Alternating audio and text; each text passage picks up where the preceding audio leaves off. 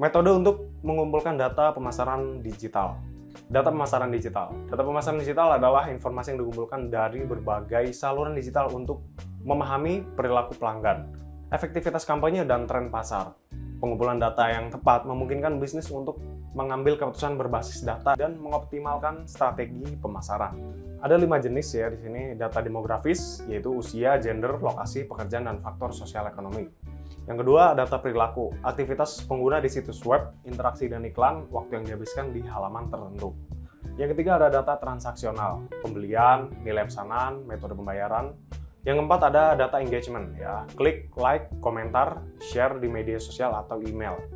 Yang kelima, ada data sentimen, opini pelanggan dari ulasan atau media sosial. Best practice dalam pengumpulan data pemasaran digital. Yang pertama, gunakan multi-channel tracking, ya, kombinasikan berbagai sumber data untuk mendapatkan gambaran. Yang kedua, pastikan kepatuhan terhadap regulasi. Patuhi peraturan seperti GDPR dan CCPA dalam pengumpulan data pelanggan. Gunakan data real-time, data yang diperbarui secara real-time, memberikan insight yang lebih akurat. Yang keempat, lakukan validasi dan pembersihan data. Hindari duplikasi atau data yang tidak akurat agar analisis lebih efektif. Yang kelima, gunakan AI dan otomasi. Manfaatkan machine learning untuk mengoptimalkan pengumpulan data dan analisis data. Oke, di sini ada sumber data ya, situs web dan aplikasi. Yang pertama dari Google Analytics. Ya, ini melacak jumlah pengunjung, sumber lalu lintas atau traffic, perilaku pengguna, dan konversinya berapa. Menggunakan fitur seperti event tracking, funnel analysis, dan goal tracking untuk memahami interaksi pengguna. Kalau dari Tag Manager, Google Tag Manager atau Facebook Pixel, ini mengatur kode pelacakan di situs web tanpa perlu mengedit kode secara manual. Ya, ini memungkinkan pelacakan scroll depth, button click, dan form submission. Ada heatmaps dan session recording. Ini ada Hotjar, Crazy Egg, Microsoft Clarity. Memvisualisasikan area yang paling sering diklik atau dilihat pengguna di situs web. Yang kedua, membantu memahami bagaimana pengguna menavigasi halaman sebelum mereka meninggalkan situs. Selanjutnya ada log files dan server data. Ini mengumpulkan informasi mentah dari server tentang kunjungan situs web, IP address, dan perangkat yang digunakan. Nah, ini kalau sumber data yang media sosial, ada platform analitik ya seperti Facebook Insight, Instagram Analytics, LinkedIn Analytics, TikTok Analytics, Twitter Analytics. Melacak engagement, reach, impression, dan performa konten di media sosial. Ini menyediakan insight tentang demografi audiens dan waktu terbaik untuk posting. Kalau untuk social listening tools, ada Hootsuite, Brandwatch, Sprout Social, ada Mention. Mengumpulkan data dari media sosial untuk memahami sentimen pelanggan terhadap merek, memantau kata kunci, hashtag, dan percakapan yang relevan dengan industri atau produk.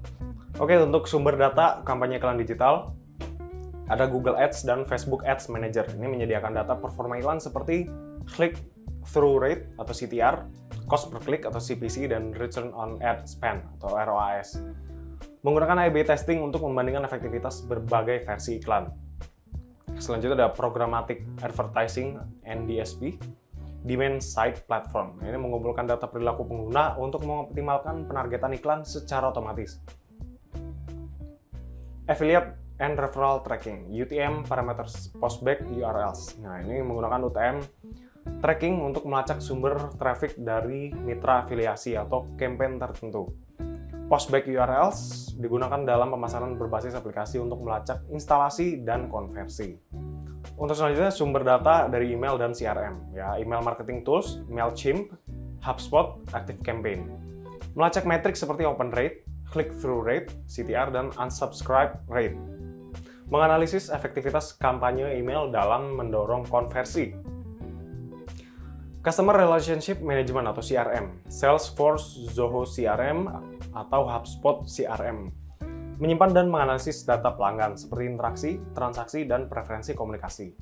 Menggunakan lead scoring untuk menilai prospek berdasarkan tingkat keterlibatan mereka. Nah, untuk selanjutnya ada sumber data, survei, dan feedback pelanggan.